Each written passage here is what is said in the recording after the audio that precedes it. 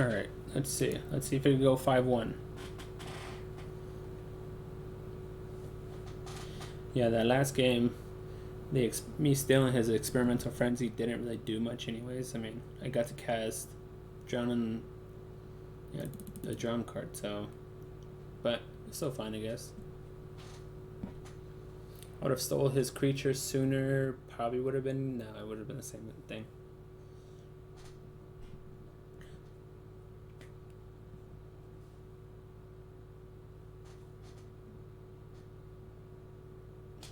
Well, this match is taking a little longer than usual. There we go. Alright, match 5. Dark Punk.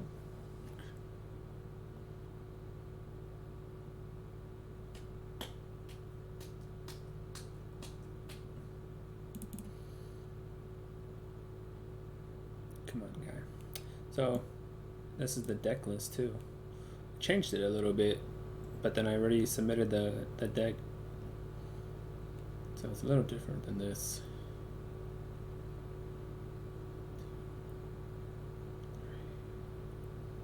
So yeah, the reason why I changed it this way is because of this card. So I'm running 1, 2s, 3s. So I have enough mana to cast spells, so I'm going to keep this hand because I have 3 lands. I have a turn 1, turn 2, turn 2 I guess counterspell, turn, whatever, turn 3 counterspells, whatever you want to call it. But yeah, so the way I changed it this way because of that. So I have 1 drops, I have 2 drops, I have 3 drop, 3 drop, and 4 drop. So, and I guess 5 drop, but this will be able to get more cards out of the graveyard.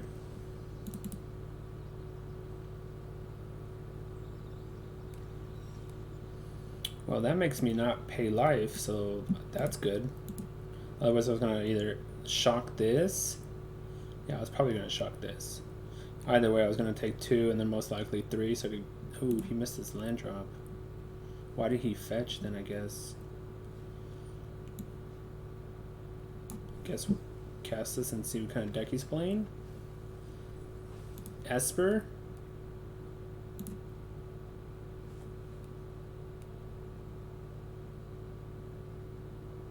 I guess you have to take the rogue, don't you? I mean, you could take the counter spells, I guess, too.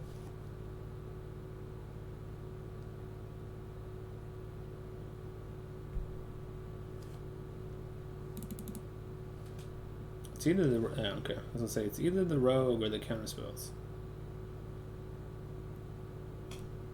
So he has 4 in the graveyard, so these couldn't... Oh, he didn't miss his land, he was just faking me out.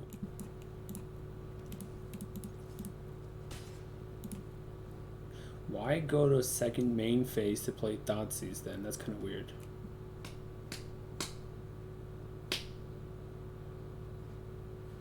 Another Thoughtseize. Look at this guy.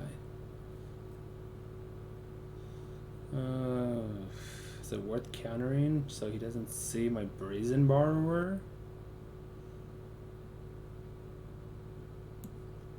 Sure.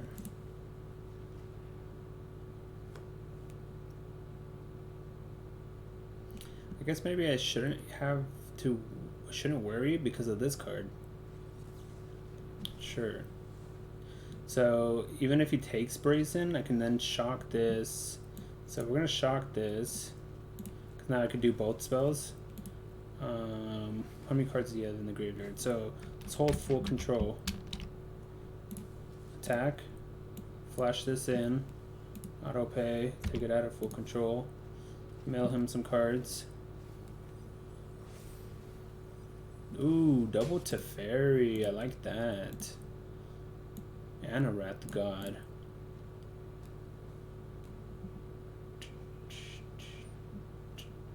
I guess 3 Thoughtseize.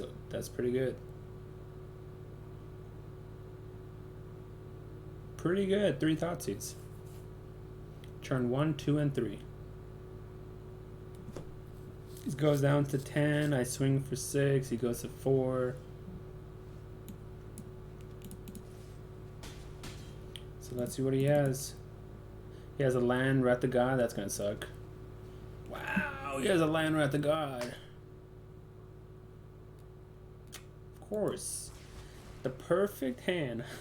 Good game.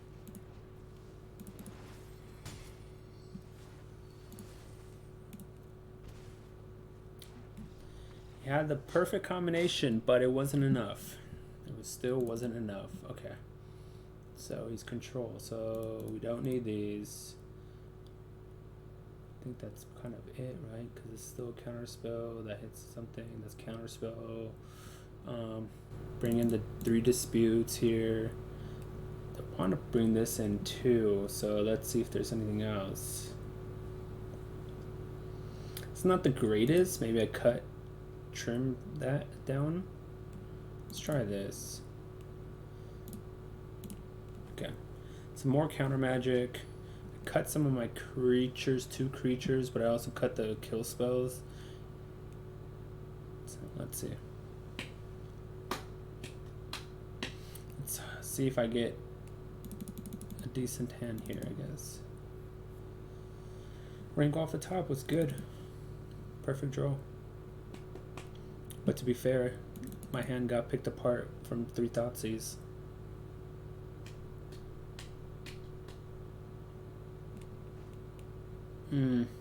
One lander, but tons of counter spells. If I had a second mana, this hand would be very playable. I only run, there's only 18, 19, 20 mana. I have to mull this. Okay, I'll keep this because I have double Thoughtseize. So the question is do I put I have to put that land on bottom, right? Because I could turn 1 this, Thoughtseize, I take 5, yeah, you know, whatever. Then I could, depending on what he has in his hand, I could turn 2 this. The land I think has to go. I mean, I could have gave this up, but then this becomes weaker by doing that. Pay 3, let's Thoughtseize your hand. Rest in Peace doesn't affect me, that's kind of weird. I think I just take the Heartless Act here, huh? I'm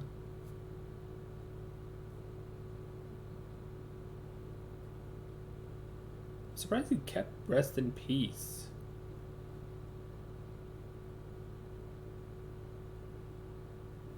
Yeah, I think I just take Heartless Act. Or he brought it in, either one, I don't know. Either he brought it in or he kept it in, which is kind of surprising.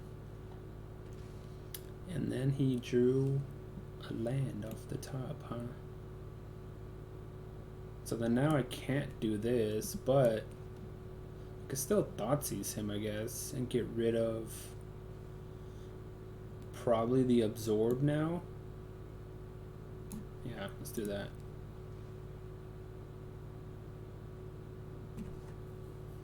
Just so he doesn't have a hard counter. If he goes for a Narset play, I can Mystical Dispute it. So if one of these would have been like one of those dual lands, that would have been great.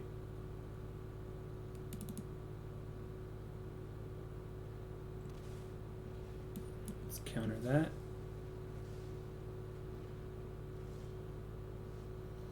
Okay, so that helps a little bit. So I could play this, I could flash this, gets the counter. As long as this survives, I can make him discard a card out of his hand. He has 4 cards in the graveyard. Does he have, he can't Wrath the God, he only has 1 white mana. Rest in Peace. That's fine, that doesn't do anything. I guess it makes my rogues not get bigger. So this is going to stay at 1/1 permanently. Sure. Not sure if it's worth it though.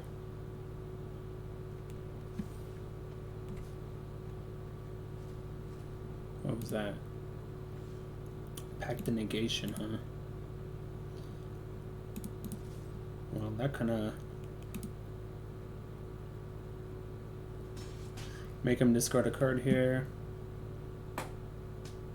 Spell Pierce at the ready. What do you give up? Cycle, sure. Gave up another rest in peace, I think. There we go. There you go. So 5-1. I 5-1'd last time with this deck, and then just 5-1'd again. It's not a bad deck, and it's a historic deck. It's not a bad deck. I changed some stuff around real fast. If it wants to load my screen. Alright, so there you go. 5-1 with the deck. Alright, claim prizes. I'm surprised I didn't have all those. Okay.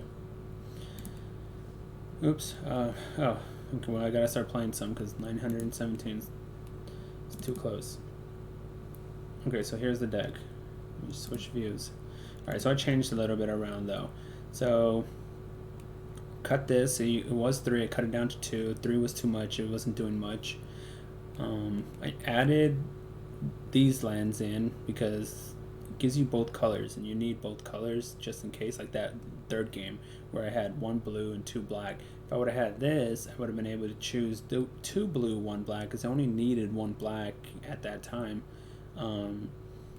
Sideboard, I added some Witch's Vengeance in there.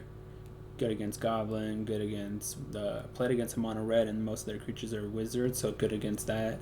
But yeah, here's the deck. You can change some things around here and there, but I think the way I built it was because built it kind of around this with the rogue mechanic. So I have a 1-drop here. You can easily add maybe this guy. Let's see, where's he at? This guy. You can easily maybe add this guy, but like, I mean, I guess it helps this out, and it's a 1-drop to help this out.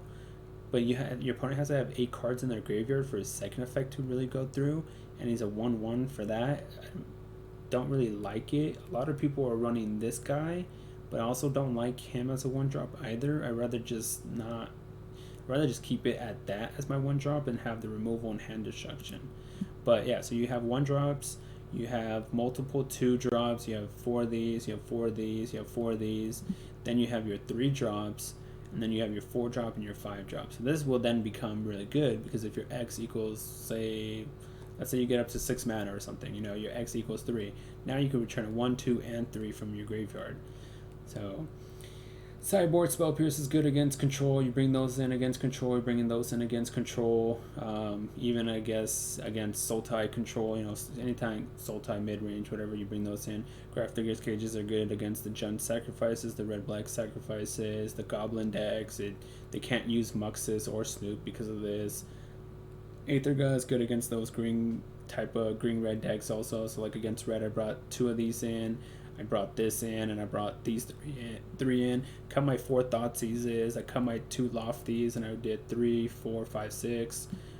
Mystical Disputes, like I said, against control. You just cut out these removal spells. You cut out maybe 2 of these. You bring in 3, 4, 5. So that's 3, 4, 5. You just bring in those 5. Like I said, against red, you cut out the 4 Thoughtseizes. You cut out, not this because it has lifelink, but maybe you could trim maybe one of these down. You can maybe even trim one of these down because it could get killed by anything. And then you bring in your another removal spell, some removal spells, some of that. Like I said, Witch's Vengeance, good against the Goblin decks, good against anything like that. But so this is the blue-black mill deck for historic. It's good. I think my score overall with the deck is something like 12-3, 12-4, something around that area. I have 5-1, 2 events already with it. I have yet to play in rank yet. I'm not so sure it is good enough for Mythic rank. It could catch people off guard, obviously, but the weakness to the deck is a little bit, which is why I have 4 of these in the graveyard, is the red black, the Jund Coco decks, because you're milling them, so you're gonna help them out with having cards like Cruxa and stuff like that in the graveyard. So I need 4 of these, so if I'm milling them, they can't bring back their stuff. So that, I would say, kinda is a bad matchup for this deck. It's not a not winnable matchup, but it's not a great matchup. But yep, that's the deck. So in the link, well, in the link, in the descriptions in the link, if you want to watch me, I stream Monday through Sunday pretty much. Follow me on Twitch. Make sure to hit that like or subscribe button on Twitch or YouTube, so that way you'll see when I post more videos on YouTube. So make sure to subscribe and like the video. Add any comments down below if you want, some advice on the deck, or check out my other videos. And yep, so this is the Blue Black Rogue mill deck. Like I said, 12-2, 13-2, something around that area. It's a very solid deck. Could probably get you to Diamond easily, I would say. Mythic, I don't know. It'll be tough to say, but here's the deck. I hope you guys enjoyed. Make sure to hit that like and subscribe button. And check down in the description of the video for my Twitch, Twitter, Facebook, and yeah, for any videos upcoming.